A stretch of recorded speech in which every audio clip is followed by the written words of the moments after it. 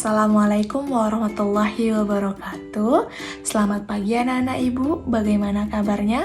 Apakah hari ini sudah semangat belajar?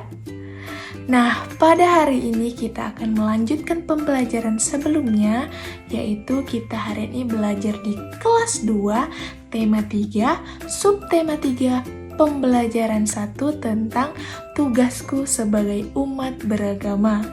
Nah, sebelum kita belajar, ayo siapa anak-anak ibu yang tidak hadir? Wah, hadir semua ya. Nah, kalau seperti itu semua pada semangat belajar. Nah, sebelum kita belajar, alangkah lebih baiknya kita akan melakukan kegiatan berdoa. Yuk sama-sama kita berdoa. Berdoa dimulai. Berdoa selesai. Nah, adapun materi yang hari ini akan kita sampaikan ataupun kita akan pelajari, yang pertama kita akan mempelajari tentang budaya tolong-menolong. Yang kedua, kita akan mempelajari tentang pecahan uang. Dan yang ketiga akan kita pelajari adalah menggambar imajinatif. Dan tujuan pembelajaran yang akan kita capai yang pertama adalah kita harus dapat mengetahui dan memahami sekaligus mengaplikasikan budaya tolong-menolong. Yang kedua, kita akan mengetahui dan memahami tentang pecahan uang. Dan yang ketiga adalah kita akan mengetahui sekaligus dapat melakukan kegiatan menggambar imajinatif. Nah, untuk itu, mari kita mulai pembelajaran ini dengan penuh semangat. Anak-anakku, sesuai dengan subtema yang akan kita pelajari hari ini, yaitu tentang tugasku sebagai umat beragama. Nah, kita tahu bahwa di Indonesia ada 6 agama yang dianut oleh umat yang ada di Indonesia. Seperti agama apa saja? Iya, agama Islam, agama Kristen, agama Hindu, Buddha, Konghucu, dan Kelenteng. Nah, semua agama yang ada di Indonesia itu adalah dipilih berdasarkan kepercayaan dan keyakinan masing-masing individu. Dan kita sebagai individu tidak boleh memaksakan orang lain untuk masuk ke dalam agama kita, karena keyakinan ataupun kepercayaan itu adalah bersifat pribadi. Jadi kita tidak boleh memaksakan. Nah, setiap agama yang ada di Indonesia itu memiliki sapaan salam yang berbeda-beda. Ayo, siapa yang tahu sapaan salam agama Islam? Ya? Iya, benar sekali. Sapaan agama Islam adalah Assalamualaikum warahmatullahi wabarakatuh. Ada juga sapaan agama orang Kristen. Bagaimana sapaan agama Kristen? Biasanya agama Kristen itu menyampaikan sapaan ataupun jumpa. Ketika berjumpa, dia akan semoga Tuhan memberkati dan lain sebagainya. Agama Hindu juga memiliki kalimat sapaan tersendiri ataupun kalimat ucapan pembuka tersendiri. Agama Buddha juga seperti itu, agama Konghucu juga seperti itu, dan agama lainnya.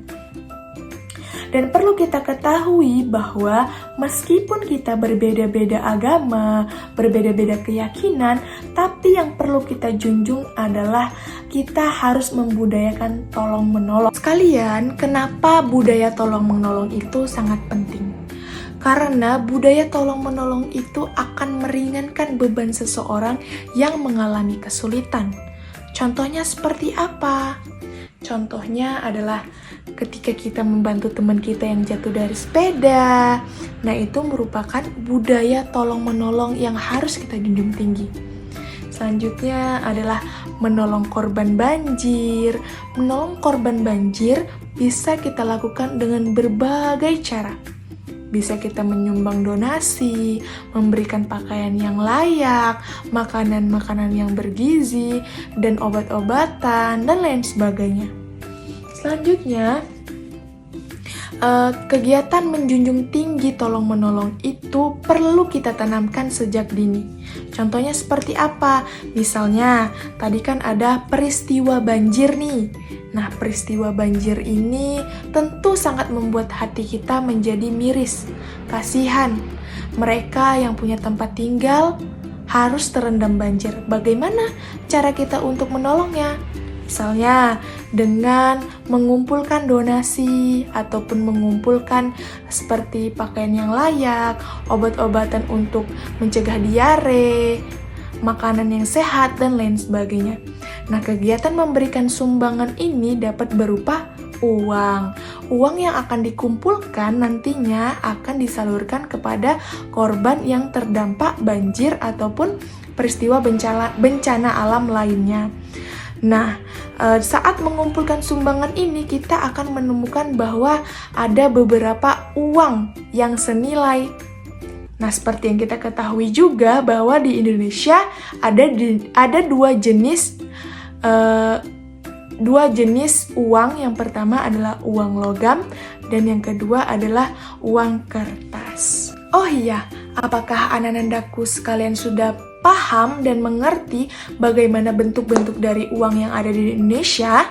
Nah, kita akan membahas terlebih dahulu. Yang pertama adalah uang logam. Hayo, siapa yang tidak kenal dengan uang logam? Ya, uang logam itu identik dengan bentuknya bulat. Di Indonesia ada berbagai jenis uang logam yang memiliki nilai ataupun nilainya yang berbeda-beda. Seperti uang logam dengan nilai 100 rupiah, kemudian uang logam dengan nilai 200 rupiah, uang logam dengan nilai 500 rupiah, dan uang logam dengan nilai 1.000 rupiah. 1.000 rupiah adalah nilai ataupun mata uang tertinggi di uang logam. 1.000 adalah nilai yang tertinggi di uang logam. Ada juga 500 dan lain sebagainya. Sementara itu, uang kertas terdiri dari berbagai jenis. Pertama adalah jenis ataupun nilainya 1.000 rupiah. Nih, 1.000 rupiah. Kemudian ada 2.000 rupiah, 5.000 rupiah. Selanjutnya ada 10.000 rupiah, 20.000 rupiah, 50.000 rupiah, dan yang terakhir ataupun jumlahnya nilainya yang paling besar adalah 100.000 rupiah. Lalu, bagaimanakah jenis uang senilai itu? Nah, bentuk dari jumlah ataupun nilai mata uang yang sejenis, misalnya di sini ibu punya contoh uang 1.000 rupiah. Ini contoh hanya gambar ya. Kemudian ada juga uang 500 rupiah. 1.000 rupiah dengan 500 rupiah ini tentu adalah dengan nilai yang berbeda. Nah, 500 rupiah ini akan menjadi 1.000 rupiah apabila dia ada dua. Maka jika 500 rupiah ini ada dua, logamnya akan bernilai 1.000 rupiah. Bagaimana Bu dengan uang yang kertas? Nah, uang yang kertas sama juga seperti uang yang logam. Misalnya ini lagi Ibu ada contoh uang 20.000 rupiah. Nah, kemudian ada uang 5.000 rupiah. Nah, bagaimana uang 5.000 rupiah ini nilainya ataupun nominalnya bisa mencapai 20.000 rupiah?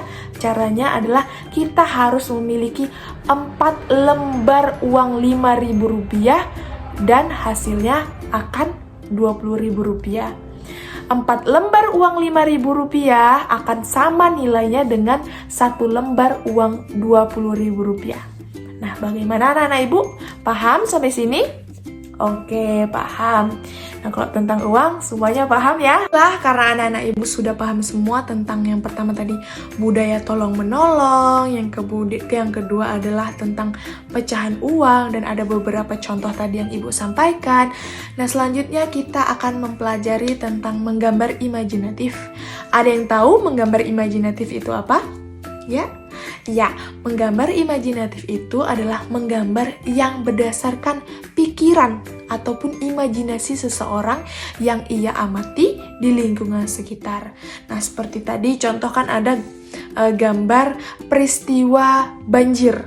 Nah, peristiwa banjir ini bisa kita amati juga di lingkungan sekitar kita. Misalnya, kita dapat membuat cerita dengan gambar imajinatif ini. Contohnya seperti ini ya. Suatu hari di desa Sukaramai terjadi hujan yang terus-menerus. Hujan tersebut mengakibatkan air naik ke permukaan penduduk yang menyebabkan banjir. Nah, itu adalah salah satu cerita ataupun gambaran dari menggambar imajinatif ini. Menggambar imajinatif ini bisa kita jabarkan melalui pola pikiran kita yang kita amati di lingkungan sekitar. Oke, baiklah anak-anak ibu sekalian, karena waktu kita sudah hampir habis, jadi kesimpulan yang bisa kita tarik bersama-sama di tema dan subtema pembelajaran hari ini adalah yang pertama, kita akan menjunjung tinggi tolong-menolong.